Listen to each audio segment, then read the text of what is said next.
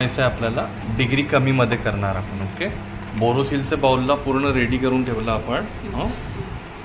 मध्ये ठेवला मी.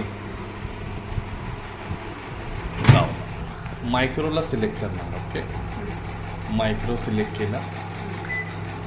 100% डिग्री आला. याला कमी करायचा डिग्री. 40 डिग्रीला घ्यायचा.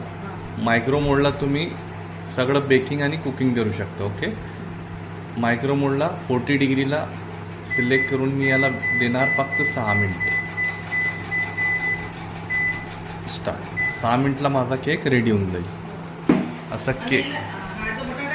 हां, अर्धा मिनिट अजून द्यायचा. हे बघा, हे झाला केक आपला.